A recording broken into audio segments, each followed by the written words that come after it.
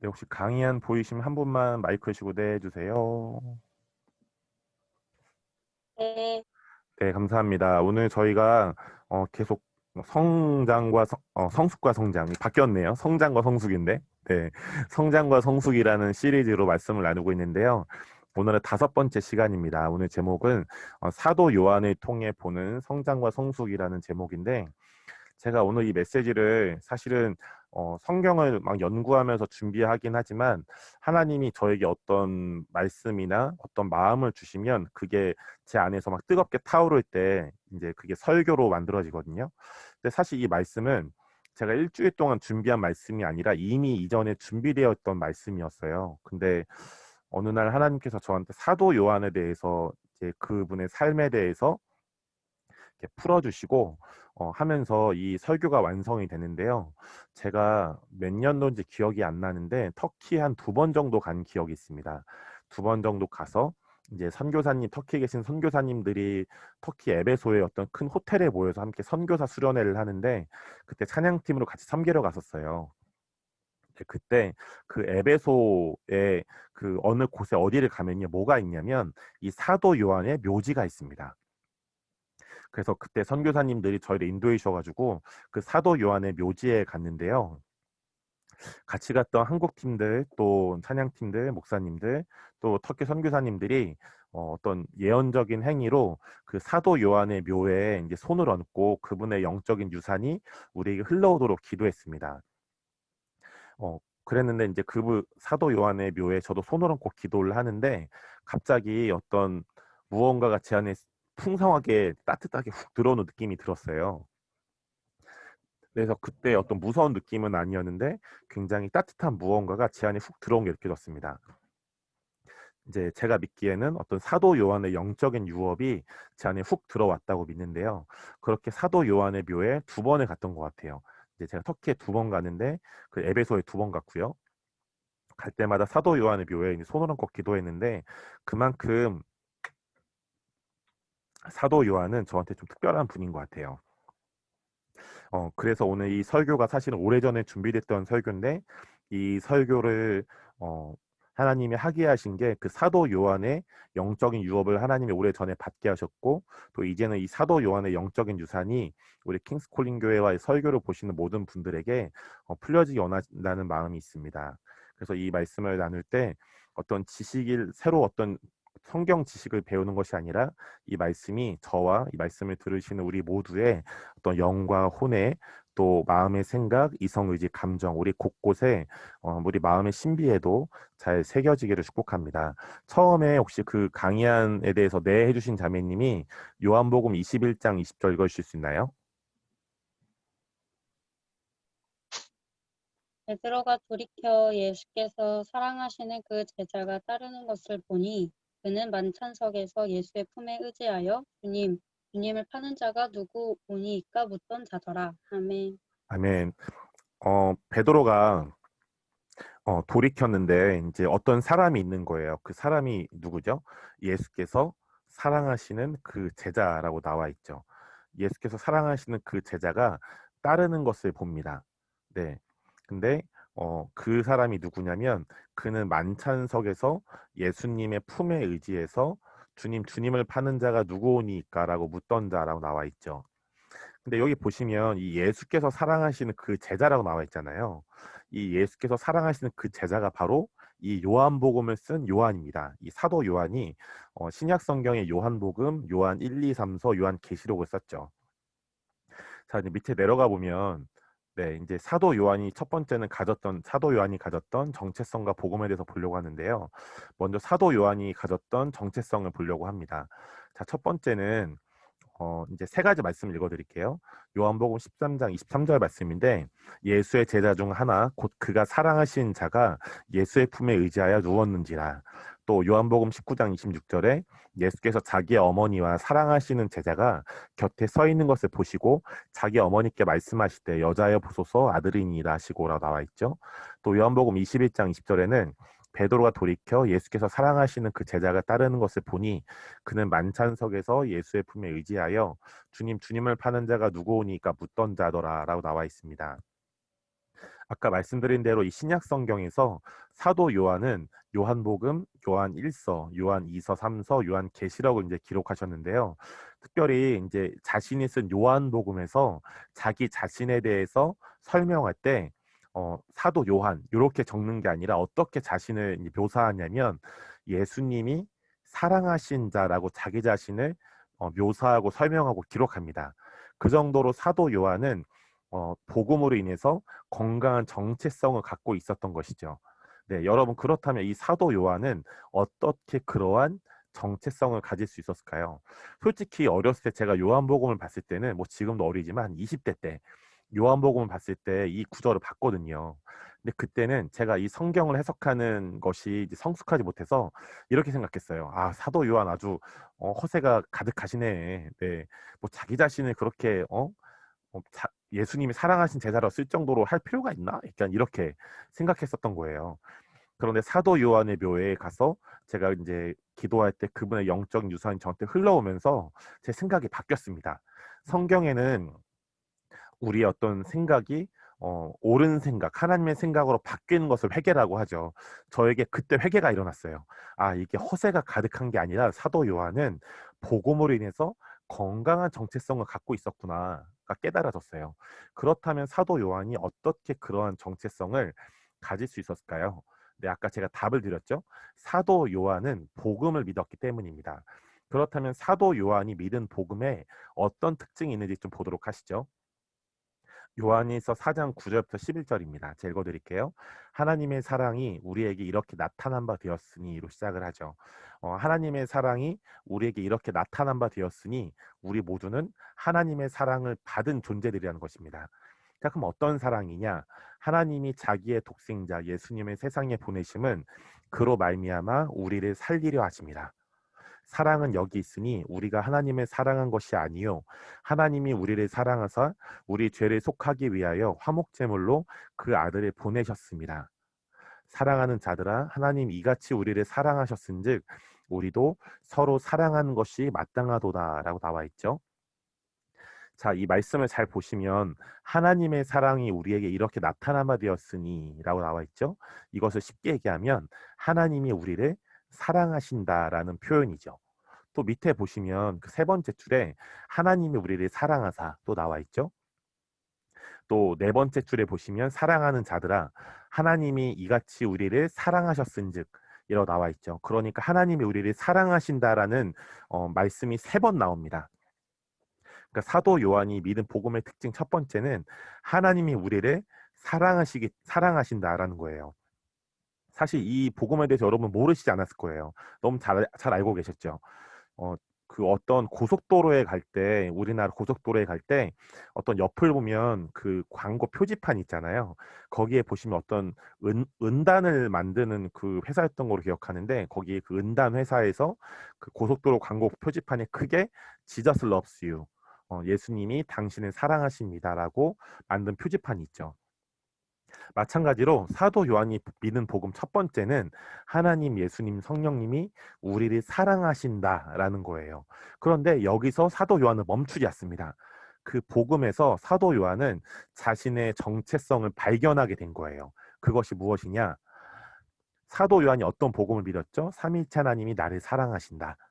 근데 여기서 사도 요한은 멈추지 않고 여기서 자신의 정체성을 발견한 것입니다. 그게 무엇이냐면 하나님 예수님이 성령님이 나를 사랑하시기 때문에 나도 내가 예수님의 사랑받는 자이다라는 정체성을 발견하게 된 것입니다.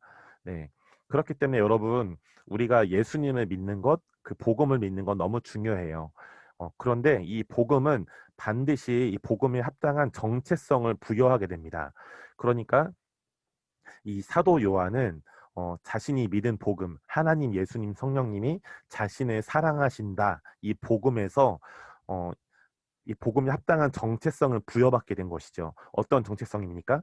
하나님, 예수님, 성령님이 나를 사랑하시니 나는 예수님의 사랑받는 자, 예수님이 사랑하시는 제자다라는 정체성을 부여받게 되었고 이것을 든든히 붙잡아서 자신이 기록한 요한복음에 자기 자신을 기록할 때 나는 예수님이 사랑하시는 제자야라고 서술한 것이에요. 여러분 이것은 절대 허세가 가득한 게 아니라 우리가 추구해야 할 복음으로 인한 건강한 정체성입니다.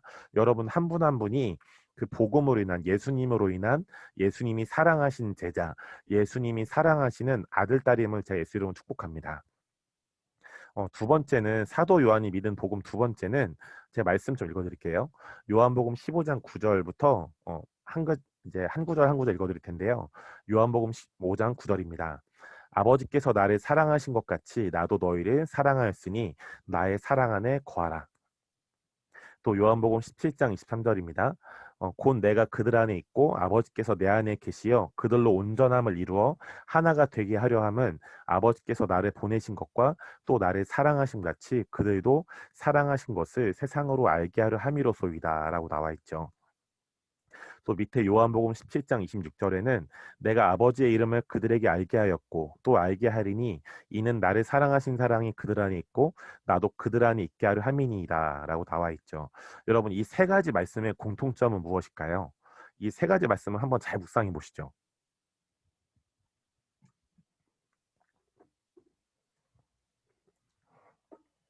네, 이 세 가지 말씀의 공통점은 아버지께서 나를 사랑하신다 입니다. 네. 아버지께서 나를 사랑하신다. 그렇기 때문에 나도 너희를 사랑한다. 라는 것이 이 세 가지 말씀의 공통점이에요. 그러니까 요한복음 15장 9절에는 아버지께서 나를 사랑하신 것 같이 나도 너희를 사랑하였으니 라고 나와 있죠. 또 요한복음 17장 23절 두 번째 줄을 보시면 또 나를 사랑하심 같이 아버지께서 나를 사랑하심 같이 그들도 사랑하신 것을 세상으로 알게 하려 함이로소이다. 하나님 아버지께서 예수님을 사랑하심 같이 하나님 아버지는 우리 모두를 또 제자들을 열두 제자를 사랑하신다는 것이죠. 또 밑에 요한복음 17장 26절에는 이는 나를 사랑하신 사랑이 그들 안에 있고 아버지께서 예수님을 사랑하신 사랑이 우리 모두와 또 열두 제자에게 있다는 것이죠. 근데 이 세 말씀 여러분 놀라운 말씀입니다. 여러분 초기에 예수님의 제자들은 신실했지만 성숙하지는 못했어요. 그래서 예수님은 제자들이 자신을 배반할 것을 알고 계셨거든요. 이미. 그런데 예수님은 후에 이 제자들이 사도행전의 시대에 하나님 나라의 확장을 위해서 놀랍게 사용될 부르심을 미리 보셨습니다. 이들의 부르심을 미리 보신 것이죠. 그래서 예수님은 이 위에 세 구절의 말씀을 통해서 제자들이 예수님을 배반할지라도 제자들을 포기하지 않으시고 사랑하시는 하나님 아버지의 사랑을 예수님이 제자들에게 전해주시고 알게 해주신 거예요. 그러니까 이 세 말씀을 예수님이 제자들에게 주실 때는 예수님이 께서 이 제자들을 볼 때 제자들이 조만간 이 제자들이 자신을 배반할 것을 알고 계셨죠. 여러분에게도 이거 한번 적용해 볼까요? 예를 들어서 제가 여러분의 제자예요. 그런데 여러분 저의 스승. 그런데 이 박경록이라는 제자가 한 10분 뒤면 얘가 나를 배반할 거를 알고 있어요, 여러분은. 여러분, 그럴 때 여러분 어떤 선택을 하실 겁니까? 네. 여러 가지 선택하실 수가 있겠죠. 그런데 예수님은 이 자신의 열두 제자가 자신을 배반할 것을 이미 알고 계셨지만 그럼에도 불구하고 예수님은 아버지의 사랑을 전합니다. 애들아, 아버지께서 나를 사랑하셨으니 나도 너희를 사랑하고 아버지께서 나를 사랑하신 같이 아버지는 너희도 사랑하신다. 라고 이 하나님 아버지의 놀라운 사랑을 순전하게 순수하게 전하셨어요. 예수님은 왜 그렇게 하셨습니까? 예수님은 이들이 연약함이 있지만 그 연약함에 지배당하지 않고 어, 요한복음 21장에서 예수님의 사랑을 깨닫고 사도행전에서 성령을 받아서 이 사도행전의 시대에 하나님 나라의 확장을 위해서 놀랍게 사용될 부르심을 미리 보셨거든요. 여러분 그렇기 때문에 예수님은 제자들이 배신할 것을 알고 계셨지만 배신할 제자들을 책망하거나 훈계하지 않은 것이에요. 여러분 이런 예수님의 사랑과 은혜가 우리의 것이 되시길 축복합니다.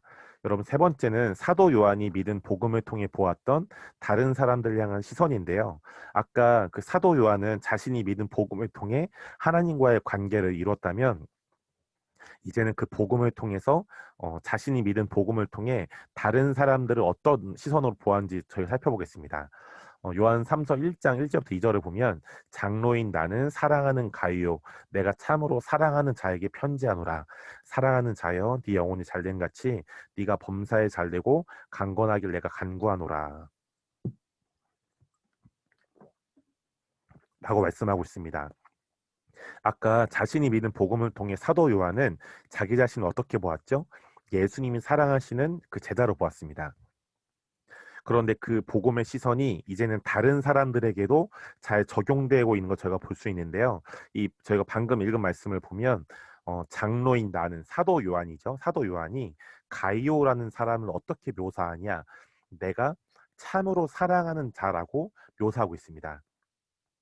여러분들께서 복음으로 인해서 예수님이 사랑하시는 그 제자, 나는 예수님이 사랑하시는 사람이야라는 건강한 정체성을 갖게 되셨다면, 여러분들은 반드시 다른 사람들을 볼 때 내가 예수님이 사랑받는 사람이니까 저 한 분 한 분도 예수님께 참으로 사랑받는 사람이야 라는 이 시선이 이제 연결되게 됩니다. 여러분, 그렇기 때문에 사도 요한은 자신이 믿은 복음을 통해 자기 자신을 하나님의 시선으로 보았고, 또 다른 사람들을 하나님의 시선으로 본 것이죠. 여러분, 그렇기 때문에 이 복음을 통해 여러분 한 분 한 분의 정체성과 부르심이 견고해지시기 축복하고요. 또 그 여러분이 믿으시는 복음을 통해 다른 사람들을, 또 여러분 자신을 하나님의 시선으로 바라봐 주시기 축복합니다. 네, 이제 사도 요한의 이제 비포 앤 애프터, 전과 후를 보려고 하는데요. 사도 요한의 삶이 어떻게 이제 진행되었는지, 이제 마태복음부터 이제 여러 이제 구절들을 보면서 이 사도 요한의 비포 앤 애프터를 보겠습니다. 여러분, 첫 번째는 이제 사도 요한이 예수님께 부르심 받죠. 마태복음 4장 21절부터 22절 말씀인데요. 거기서 더 가시다가 다른 두 형제 곧 세베대의 아들 야고보와 그의 형제 요한이 그의 아버지 세베대와 함께 배에서 금을 깁는 것을 보시고 부르시니 그들이 곧 배와 아버지를 버려두고 예수를 따르니라라고 말씀하고 있죠. 그래서 이 구절에서 사도 요한이 예수님께 부르심을 받습니다. 두 번째는 이제 예수님으로부터 사도 요한이 사도로 파송받는데요. 마태복음 10장 2절을 보면, 12사도 이름은 이러하니 베드로라 하는 시몬을 비롯하여 그의 형제 안드레와 세베대의 아들 야고보와 그의 형제 요한, 이 마지막에 형제 요한이 바로 이제 우리가 알고 있는 사도 요한이죠. 자, 세 번째는 이 사도 요한이 예수님으로부터 우레의 아들, 보아너게라는 우레의 아들이란 이름을 받게 됩니다. 마가복음 3장 17절을 보면, 또 세베대의 아들 야고보와 야고보의 형제 요한이니 이 둘에게는 보아너게 곧 우레의 아들이란 이름을 더하셨으며라고 나와 있죠. 여러분, 우레의 아들, 뭐 천둥의 아들, 뭐 천둥번개 아들 이런 거겠죠. 그러니까 굉장히 다혈질이고 굉장히 강력한 성격을 가진 사람, 이런 어떤 의미를 가질 수가 있겠죠. 그런데 이 우레의 아들이라는 캐릭터가 좀 있으면 좀 이제 잘 나옵니다. 그래서 네 번째는 예수님과 함께 이제 변화산에 가서 예수님께서 영광스러운 모습으로 변형되시는 것을 사도 요한이 보게 됩니다. 마태복음 17장 1절부터 3절을 보면요. 엿새 후에 예수께서 베드로와 야고보와 그 형제 요한을 데리시고 따로 높은 산에 올라가셨더니 그들 앞에서 변형되사 그 얼굴이 해같이 빛나며 옷이 빛과 같이 휘어졌더라라고 나와 있죠. 여러분, 요 정도까지는 사도 요한이 별 문제 일으키지 않고요. 네, 잘 아주 좋은 모습을 보였죠. 근데 지금부터는 이 사도 요한의 미성숙한 모습들이 나타나기 시작합니다. 다섯 번째는 사마리아 예수님과 함께 갔는데 그 땅에 있는 영혼들이 예수님을 받아들이지 않자 요한이 분노합니다. 자, 누가복음 9장 51절부터 56절을 처음에 네 해주신 자매님 읽어줄 수 있나요? 예수께서 승천하실 기약이 차감해 예루살렘을 향하여 올라가기로 곧게 결심하시고 사자들을 앞서 보내시며 그들이 가서 예수를 위하여 준비하려고 사마리아인의 한 마을에 들어갔더니 예수께서 예루살렘을 향하여 가시기 때문에 그들이 받아들이지 아니하는지라. 제자 야고보와 요한이 이를 보고 이르되 주여 우리가 불을 명하여 하늘로부터 내려 저들을 멸하라 하기를 원하시나이까?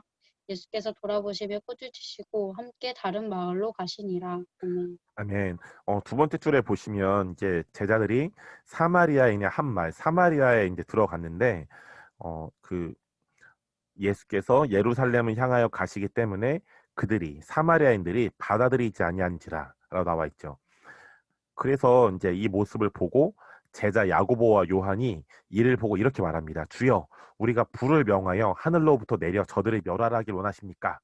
라고 얘기를 하죠. 여러분, 이렇기 때문에 우리의 아들, 천둥번개의 아들, 네, 성격 급하고 막 다혈질 막 이런 성격인 거예요. 말도 안 되는 얘기를 하는 거죠. 네, 예수께서 돌아보시며 꾸짖으시고 함께 다른 마을로 가시니라라고 나와 있습니다. 이제 이 사도 요한의 이 미성숙함이 연약함이 슬슬 나오기 시작합니다. 근데 그 다음은 더 대박인 이제 미성숙함이 나타나요. 정치적인 야심을 가지고 예수님을 대함으로써 제자들 사이에 이 사도 요한이 분열을 일으킵니다. 마가복음 10장 35절부터 41절 말씀인데요. 읽어드릴게요.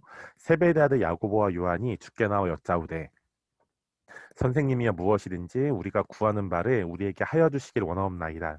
이르시되 너에게 무엇을 하여 주기를 원하느냐. 여짜오되 주의 영광 중에서 우리를 하나는 주의 우편에 하나는 좌편에 앉게 하여 주옵소서.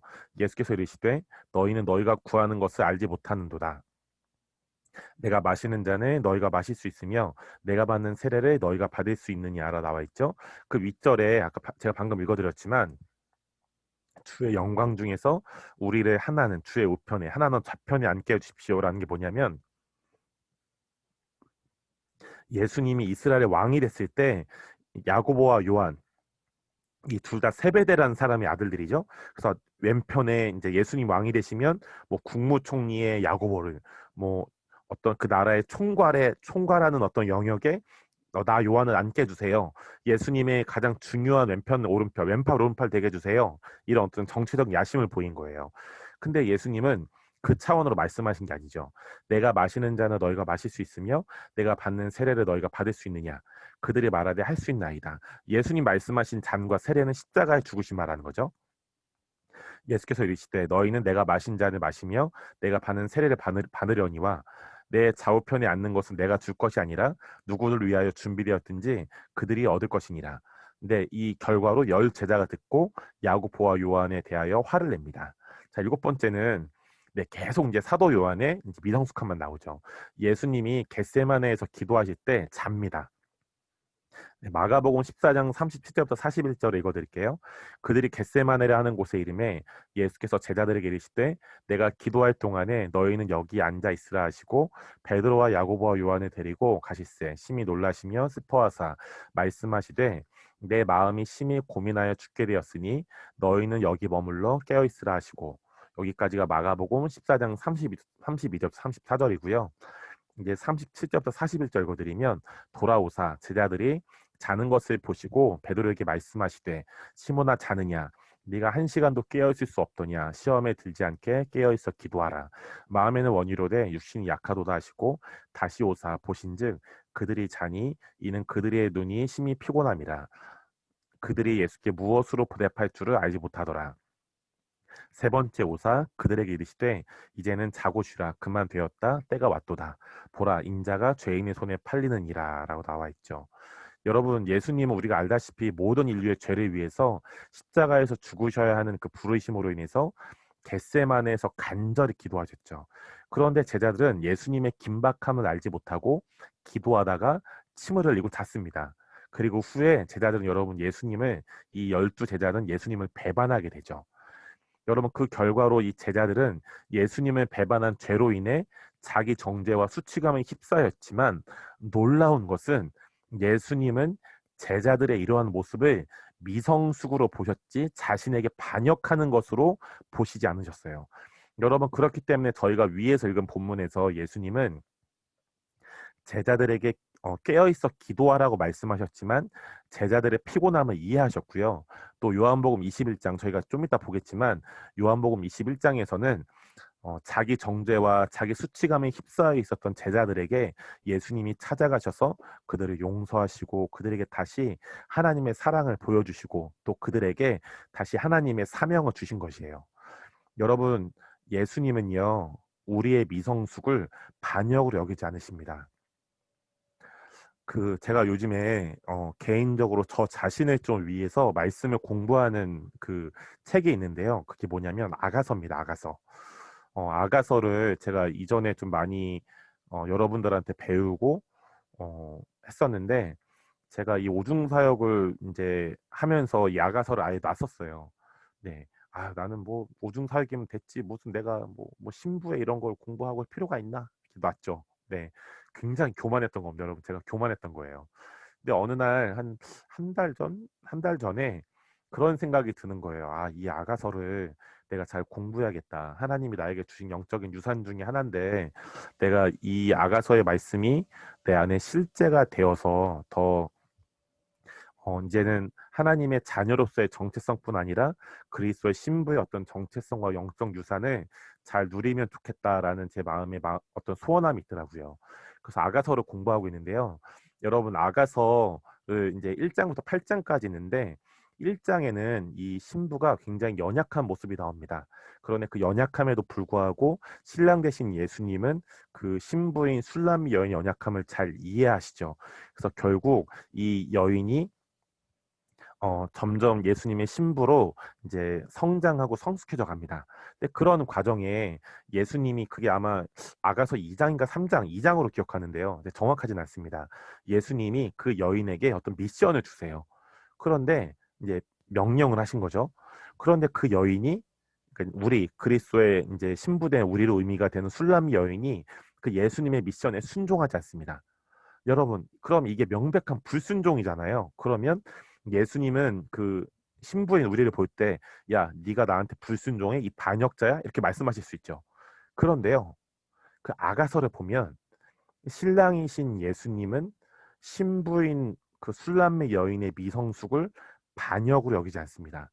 오히려 그 신부의 미성숙을 이해하시고 그 신부의 미성숙함이 자라날 수 있도록 계속 사랑으로 그 신부를 만나주시고 그 신부와 교제해 주셔서 결국은 그 신부가 아가서 8장에 이르게 되면 네, 예수님과 어떠한 이제 상황에서도 예수님과 동행하고 끝까지 주님을 따르는 네, 성숙한 성장한 신부가 되죠. 여러분 그렇듯이 예수님은 우리의 신랑이신 예수님은 신부 교회된 우리의 미성숙함을 반역으로 여기지 않습니다. 여러분 왜냐하면 예수님은 하나님 성령과 함께 우리를 만드신 분이셔서 우리를 사랑하시기 때문이고 또 성경에 보면 예수님이 우리의 연약함을 잘 아셔서 우리의 연약함을 공감하시고 또 우리의 연약함이 강건하게 되도록 중보기도 해주시기 때문입니다. 여러분 하지만 우리의 미성숙은 우리 자신과 다른 사람들을 아프게 하고요. 하나님이 주신 높은 부르심을 온전히 이루지 못하도록 방해하기 때문에 여러분 우리는 예수님과의 사랑과 은혜 또 가족과 교회 공동체의 사랑과 보호 안에서 성숙해져 가야 하겠습니다. 근데 이것이 어떤 강요나 압박이 아니라 예수님께서 하나님 성령께서 우리 한 명 한 명을 인격적으로 대해주시듯이 우리의 가정 또 일터 우리의 교회 우리의 학교 우리의 삶의 터전 안에서 우리가 서로가 서로를 하나님이 우리를 대하시듯 그러한 사랑의 인격적인 관계 안에서 우리가 또 하나됨 안에서 연합 안에서 보호 안에서 성숙해져 가야겠습니다. 그 다음으로는 이제 예수님께서 십자가에서 돌아가실 때 사도 요한이 함께합니다. 자, 요한복음 15장 25절부터 26절을 보시면 이런 말씀이 있는데요. 예수의 십자가 곁에는 그 어머니와 이모와 글로바의 아내 마리아와 막달라 마리아가 섰는지라. 예수께서 자기 어머니와 사랑하시는 제자가 곁에 서 있는 것을 보시고 자기 어머니께 말씀하시되 여자여 보소서 아들이니이다 하시고로 나와 있죠. 여러분 이 구절은 사실 좀 굉장한 구절입니다. 왜냐면요. 네, 왜냐면 예수님이 십자가에서 돌아가실 때 많은 제자들이 예수님을 배신합니다. 그런데 오늘 이 구절을 보면요. 예수의 십자가 곁에는 예수님의 어머니, 예수님 이모, 또 글로바의 아내 마리아, 또 같은 이름을 가진 막달라 마리아가 있죠. 네. 그런데 한 명의 남자가 또 있어요. 근데 이 남자는 12제자 중에 한 명입니다. 누굴까요? 두 번째 줄에 보시면 예수께서 자기의 어머니, 예수님 어머니 아까 나왔죠? 사랑하시는 제자, 누굽니까? 사도 요한이죠. 사도 요한이 자신의 어머니의 곁에 서 있는 것을 예수님이 보신 거예요. 그러니까 예수님이 십자가 곁에는 여인들밖에 없었죠. 예수님의 어떤 가족, 예수님을 따르는 여제자들. 근데 유일한 남자 제자, 그 12사도 중에 한 명 있었습니다. 누구죠? 바로 사도 요한입니다. 근데 놀라운 것은 사도 요한이 예수님이 돌아가실 때 유일하게 예수님과 함께 계셨던 제자잖아요. 그런데 제가 이건 지금 깨달은 건데요. 여러분 사도 요한이 어 이제 가룟 유다는 죽었으니까 나중에 마띠아가 새로운 사도로 뽑히죠. 그런데 이제 나머지 그러면 제자들은 다 배신하고 예수님 곁에 없었잖아요. 배반하고 자기만 있었죠. 근데 사도 요한이 자신이 기록한 요한복음, 요한계시록, 요한 1, 2, 3서를 보면 야 얘들아 내가 니네랑 다른 존재야. 니네는 예수님 나머지 야 니네 11사도 예수님 돌아가실 때 배반했지. 나는 예수님과 함께 있었다 메롱. 나는 좀 괜찮은 사람이야. 라는 이런 뉘앙스의 구절이 하나도 없어요. 왠지 아십니까? 좀 이따 보시면 아시겠지만 어, 사도 요한의 이제 삶의 초창기에는 자신이 믿은 복음으로 인해서 자신이 예수님이 사랑하신 제자라고 자기 자신을 그렇게 믿었고 그런 정체성 안에서 자신이 견고했었어요. 그런데 이렇게 점점 이제 하나님과 어떤 여정을 겪으면서 이 요한에게 그 건강한 정체성뿐 아니라 그 위에 예수님의 마음인 겸손과 온유가 더해집니다.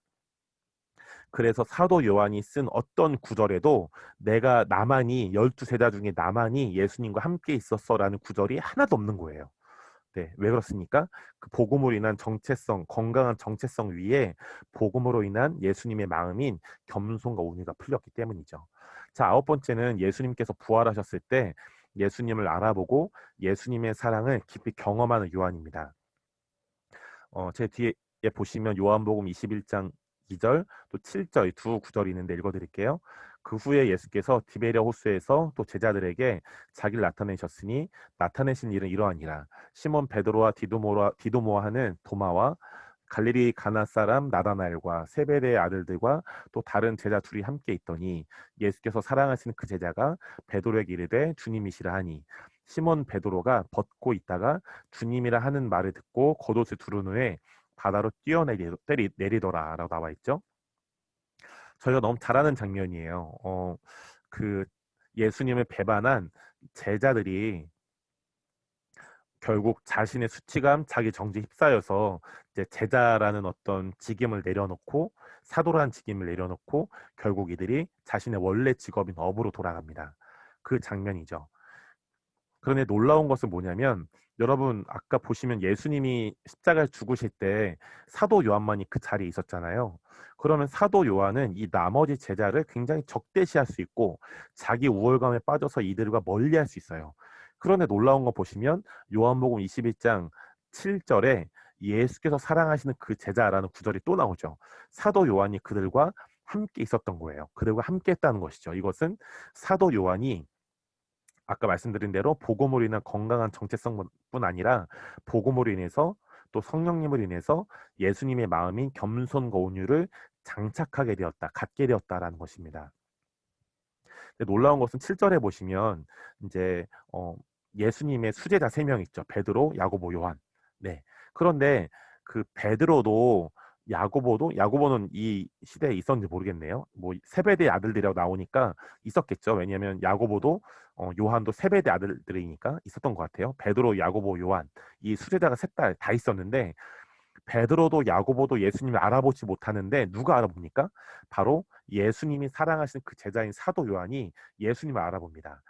7절에 보시면 예수께서 사랑하시는 그 제자가 베드로에게 이르되 주님이시라 하니 라고 나와 있죠. 여러분 요한복음 21장에서 제자들은 예수님을 배신하는 큰 죄를 지었기 때문에 자신을 깊이 정죄함으로 약해졌고 또 죄로 인한 수치감으로 인해서 예수님을 떠나 다시 업으로 돌아가게 되었습니다. 그러나 여러분 예수님은 죄를 짓고 주님을 멀리하고 자신을 정죄하며 약해졌고 또 수치감으로 뒤덮인 제자들에게 가까이 사랑으로 찾아오셨어요. 여러분, 이렇듯이 우리가 죄를 짓고 주님을 멀리하고 또 자신을 정죄해서 약해져서 우리가 수치감으로 뒤덮여 있을 때도 예수님은 우리보다 더 가까이 먼저 우리에게 사랑으로 찾아오십니다. 여러분, 여러분의 삶에 음, 여러분이 느끼시 아주 큰 죄를 지으신 적 있나요? 그래서 그것으로 인해서 자신을 깊이 정죄함으로 약해지고 또 그 죄로 인한 수치감 때문에 주님을 멀리하고 주님이 가까이 오지 못하게 하는 여러분의 마음에 어떤 방이 있으십니까? 여러분, 그럴지라도 예수님은 그 어, 그렇게 약해진 우리에게 자신의 정죄함으로 수치감에 뒤덮여 있는 우리 한 분 한 분에게, 저에게, 우리 모두에게 우리보다 더 가까이 먼저 우리에게 사랑으로 찾아오십니다. 여러분, 그 다음은 성령님이 오실 것을 위해서 이제 사도들과 함께 사도 요한이 기도합니다. 사도행전 1장 13절부터 14절을 보시면 들어가 그들의 유하는 다락방으로 올라가니 베드로, 요한, 야고보, 안드레와 빌립, 도마와 바돌로메, 마테와 및 알페오의 아들 야고보, 셀로신 시몬, 야고보의 아들 유다가 다 거기 있어 여자들과 예수의 어머니 마리아와 예수의 아우들과 더불어 마음을 같이하여 오로지 기도에 힘써더라라고 나와 있죠. 그래서 아까 말씀드린 대로 사도 요한이 다른 제자들과 분리되지 않고 자기가 우월감을 가지고 어떤 나만이 예수님과 함께 있었다, 니네 자격이 없다 이렇게 정죄하지 않고 네, 예수님의 마음인 겸손과 온유로 또 제자들과 함께 연합하고 하나 되었어요. 그 11번째는 이제 베드로와 함께 유대인들에게 이 사도 요한이 담대하게 진리를 선포합니다. 사도행전 4장 19절을 보시면요. 베드로와 요한이 대답하여 이르되 하나님 앞에서 너희의 말을 듣는 것이 하나님의 말씀을 듣는 것보다 옳은가 판단하라 라고 나와 있죠. 또 그 다음에는 베드로와 함께 사도 요한이 사도적인 사역을 풀어냅니다. 사도행전 8장 14절, 15절, 17절을 보면요. 예루살렘에 있는 사도들이 사마리아도 하나님의 말씀을 받았다함을 듣고 베드로와 요한을 보내매 그들이 내려가서 그들을 위하여 성령 받기를 기도하니라고 나와 있는데, 그리고 그 베드로와 요한을 보냈고 베드로와 요한이 17절에 보시면 이에 두 사도가 그들에게 안수함에 성령을 받는지라 라고 나와 있죠. 그래서 사도 요한이 베드로와 함께 사도적인 사역을 풀어냅니다. 여러분, 그리고 나서 이제 성경에는 나오지 않지만 이 사도 요한이 로마 제국에 의해서 잡혀갑니다. 왜냐하면 그 사도 요한이 이때는 기독교가 박해당하는 로마 제국에서 박해당한 때였기 때문에 이 사도 요한이 로마 제국에 의해서 잡혀가는데, 이 지금으로 말하면 약간 뭐라 해야 될까요? 어, 로마 제국이 볼 때는 이 사도 요한이 정치적으로 굉장히 위험한 사람인 거예요. 그래서 이 로마 제국이 사도 요한에게 어떤 이제 판명을 내렸냐면 끓는 기름 속에 튀겨 죽이기로 이제 판명을 내립니다. 그래서 이제 여러 어떤 정치적인 어떤 그런 이제 범죄자들을 로마 제국이 이제 그렇게 사람들을 죽이는데 사도 요한 앞에 몇 명의 사람들을 죽인 거예요. 어떻게요? 끓는 기름 솥에 산 사람을 넣어버립니다. 그래서 실제로 사람이 이제 되게 안 좋게 죽은 거죠. 마지막으로는 사도 요한이 끓는 기름 솥에 들어갔고 로마 제국의 병사들은 사도 요한이 어련히 죽었겠지 생각했는데, 여러분, 이 장면은 성경에 나오지 않고요. 교회사에 나옵니다. 네, 신학교 가면 배우는 교회사에 나오는데 이 사도 요한이 이 끓는 기름솥에서 죽지 않고요. 어떤 행동을 했냐면 기름솥에서 수영했대요. 네, 그러니까 죽지 않았던 거죠. 하나님이 예수님 성령님이 사도 요한에게 어떤 사명이 있어서 이 사도 요한을 죽지 않게 한 것입니다. 그래서 끓는 기름솥에서도 사도 요한은 죽지 않고 기름솥에서 유유히 수영을 하는 사도 요한을 로마 제국의 병사들이 볼 수 있었대요. 그래서 너무 괘씸해가지고 로마 제국의 그 사람들이 이 사도 요한을 그 터키의 반모섬이라고 하는 섬으로 유배를 보냅니다. 네, 반모섬 많이 들어보셨죠? 그래서 이 반모섬에서 사도 요한이 유배를 하면서 이제 무엇을 하게 되냐면 예수님이 사도 요한에게 나타나셔서 일곱 교회와 종말에 대한 계시를 받게 됩니다. 이게 바로 요한계시록이죠. 그래서 그 일곱 교회와 종말에 대한 계시를 받고 증거하여 이것을 기록하는데 이것이 바로 요한계시록인 것이에요. 자, 계시록 1장 1절부터 2절을 보면 이런 말씀이 있어요. 예수 그리스도의 계시라 이는 하나님이 그에게 주사 반드시 속히 일어날 일들을 그 종들에게 보이시려고 그의 천사를 그 종 요한에게 보내어 알게 하신 것이라. 요한은 하나님의 말씀과 예수 그리스도의 증거 곧 자기가 본 것을 다 증언하느니라라고 나와 있습니다. 그래서 사도 요한이 이 반모섬에 와서 굉장히 유배되어 있는, 어떻게 보면 굉장히 위축될 수 있죠. 그런데 그 위축된 상황 안에서도 그 상황을 뛰어넘어서 복음과 성령을 통해서 일곱 교회와 종말에 대한 계시를 받고, 또 요한계시록 3장에서는 하늘의 예배를 경험하고 이것을 증거하게 됩니다. 여러분들 사도 요한이 반모섬에서 늙어 죽지 않고요. 다시 그 유배가 풀려서 다시 초대교회의 영적인 아버지, 초대교회 교부라고 합니다. 네, 그 초대교회 영적인 아버지로 다시 돌아와서 이제 어떤 말씀을 전하냐면요. 여러분 요한계시록은 엄청난 계시들, 진짜 엄청난 환상과 계시들을 사도 요한이 직접 받아서 전한 거잖아요. 굉장히 예언적인 어떤 말씀인 거죠. 그런데 사도 요한이 그런 계시를 받아서 이제 그런 어떤 예언적인 말씀을 초대교회에 전할 수 있는데, 사도 요한은 굉장히 어 그냥 단순한 말씀을 전합니다. 전혀 계시적이지 않은 것 같은 말씀. 어떤 말씀입니까? 서로 사랑하라라는 말씀을 전합니다. 요한일서 3장 23절에 보면 이런 말씀이 있어요. 그의 계명은 이것이니, 이것이 하나님의 말씀이라는 거죠.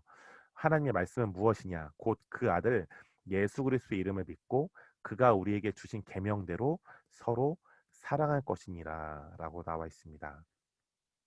여러분 사도 요한은요. 요한복음에서 자기 자신을 예수님이 사랑하시는 그 제자라고 했지만, 반모섬에서 유배 생활을 마치고 돌아와서 쓴 요한 1, 2, 3서의 인사말에서는 자신의 이름을 나타내지 않고요. 어떻게 자신을 소개하냐면 장로인 나는, 혹은 우리로라는 단어로 자신을 소개합니다. 자신의 이름을 드러내지 않거나 아니면 자신의 이름을 그냥 묻어가는 거예요. 우리로 혹은 장로인 나는, 이런 식으로. 굉장히 자신을 겸손하게 소개합니다. 그 이유는 여러분 이 사도 요한이 요한복음에서는 그 시기에서는 복음으로 인해서 건강한 정체성, 예수님이 사랑하시는 그 제자라는 건강한 정체성을 가졌지만, 이제 이 그 동안에 하나님과의 여정을 통해 더욱 성숙해짐으로써 자신을 낮추는 겸손을 가지게 된 것입니다. 여러분 그렇기 때문에 사도 요한과 같이 복음으로 인해서 건강한 정체성을 가진 사람들은 반드시 예수님의 마음인 겸손을 배우게 됩니다.